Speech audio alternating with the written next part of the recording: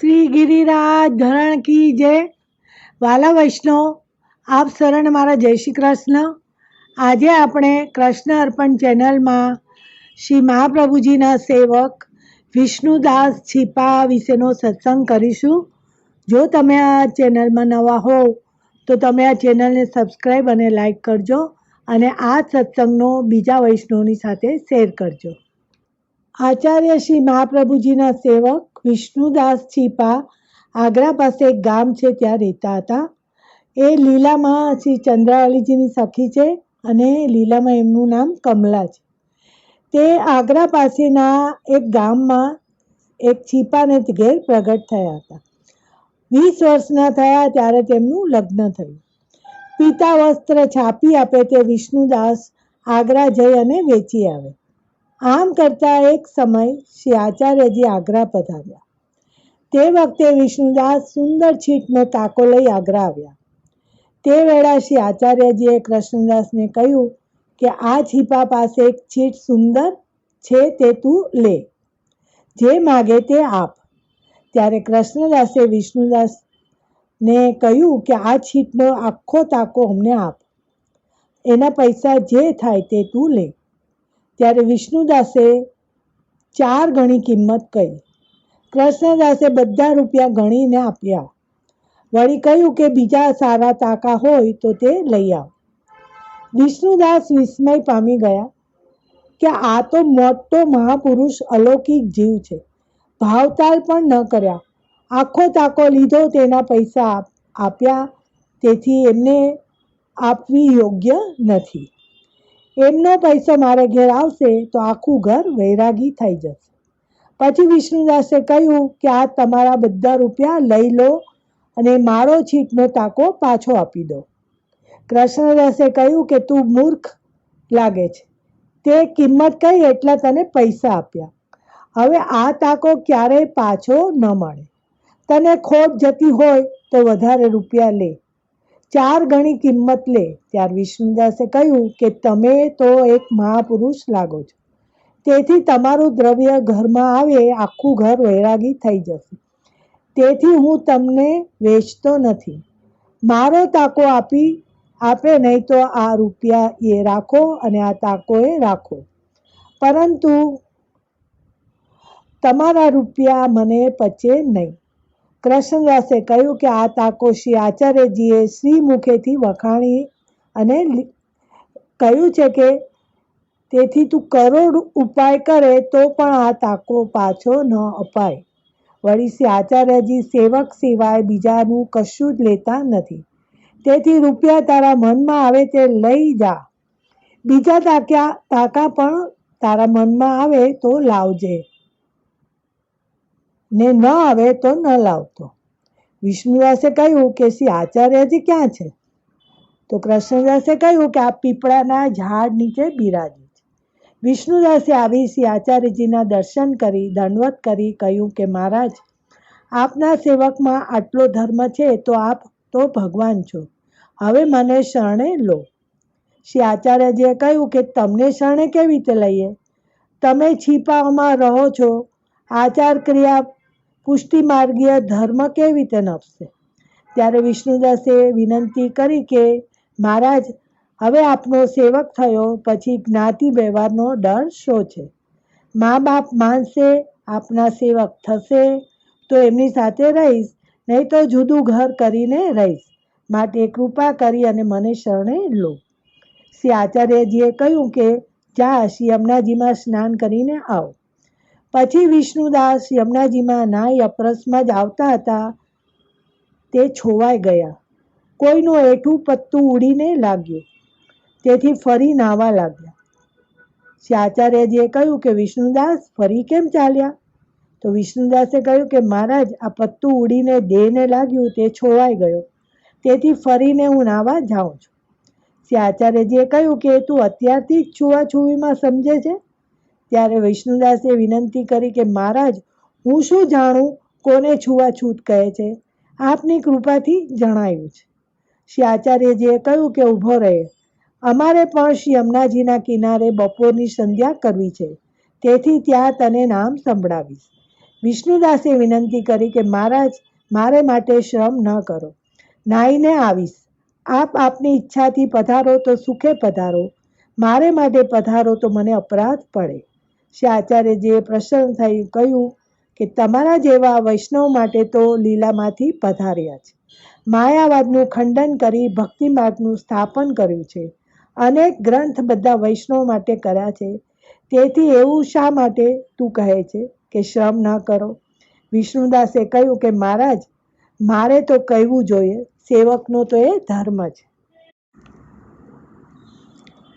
પછી શ્રી આચાર્યજી યમુનાજીના તીરે પધાર્યા. વિષ્ણુદાસને સ્નાન કરાવી અને નામ સંભળાવ્યું, બ્રહ્મ સંબંધ કરાવ્યો. વિષ્ણુદાસે વિનંતી કરી કે મહારાજ, હું તો મૂર્ખ છું, તેથી એવી કૃપા કરો કે શ્રી ભાગવત વગેરે ગ્રંથમાં કંઈક જ્ઞાન થાય, આપના માર્ગનો સિદ્ધાંત જણાય. ત્યારે શ્રી આચાર્યજીએ સેવાફળ ગ્રંથ કરી વિષ્ણુદાસને સંભળાવ્યો. એ સાંભળીને વિષ્ણુદાસે વિનંતી કરી કે મહારાજ, સેવાફળ ગ્રંથ સાંભળવાથી બધા શાસ્ત્ર પુરાણનું જ્ઞાન થયું, પણ સેવાફળ ગ્રંથનો અભિપ્રાય ન સમજાયો. શ્રી આચાર્યજીએ કહ્યું કે સેવાફળ ગ્રંથ એવો જ અઘરો છે. સારું કર્યું તે પૂછ્યું. પછી આપે સેવાફળની ટીકા કરીને સંભળાવી. ત્યારે માર્ગનો સઘળો સિદ્ધાંત વિષ્ણુદાસને હૃદયારૂઢ થયો. તે મગ્ન થઈ ગયા. પછી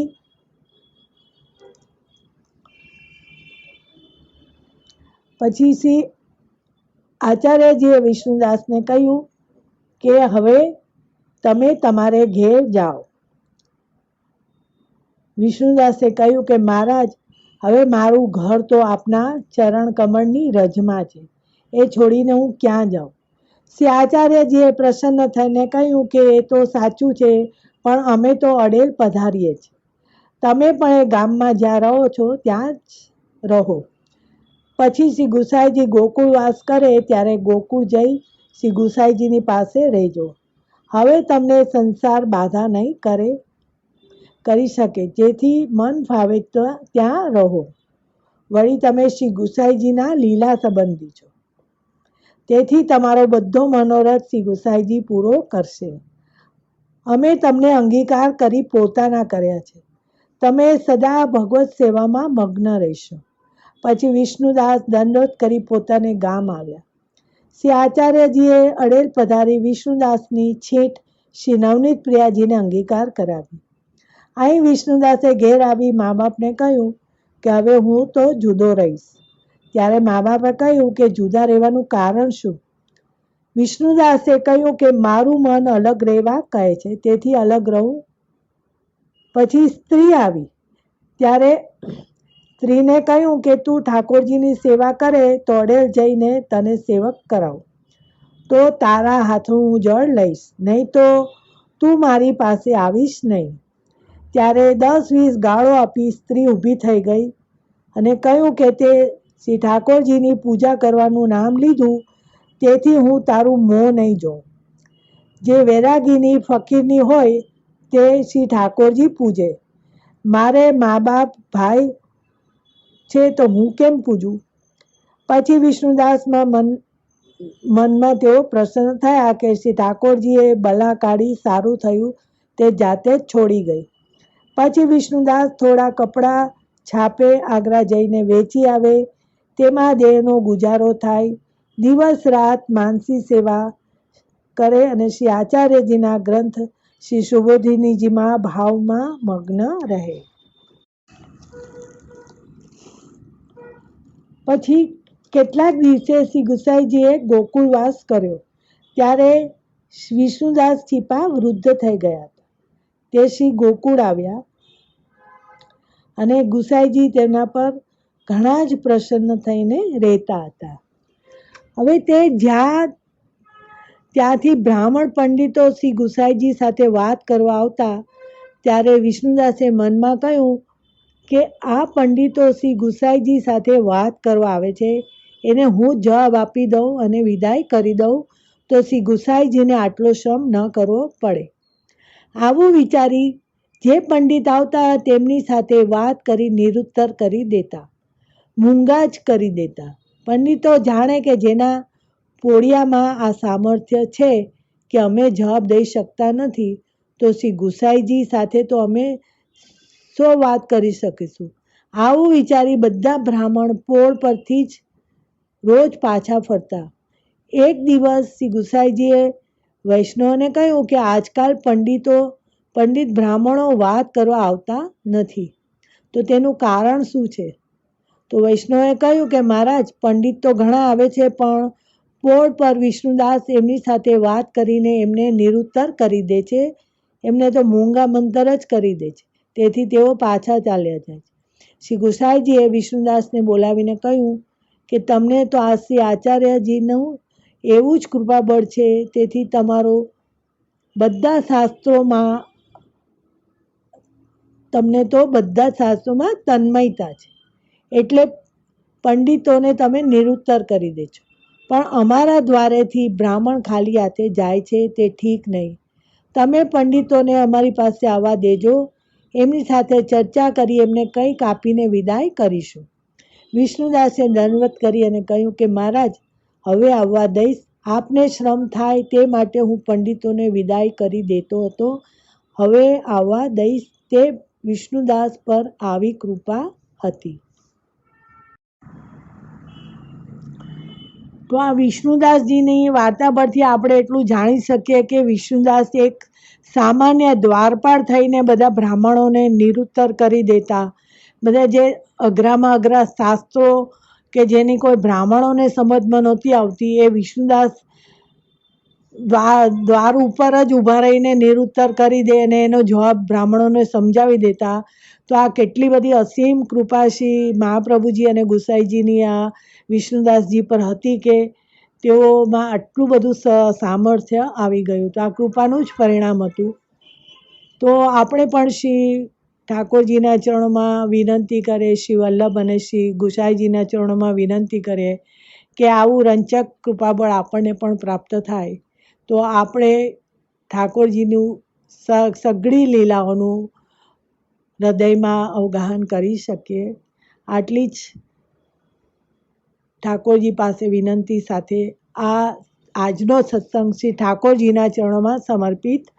બોલો શ્રી વલ્લભાધીશ કી જય.